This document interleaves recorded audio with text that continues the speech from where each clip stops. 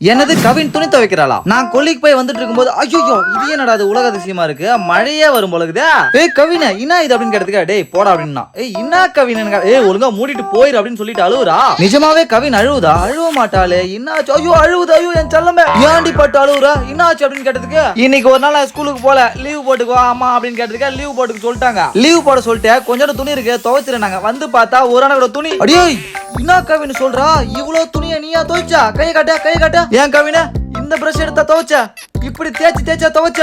ஐயோ அழுவாதமா என் தங்கமே.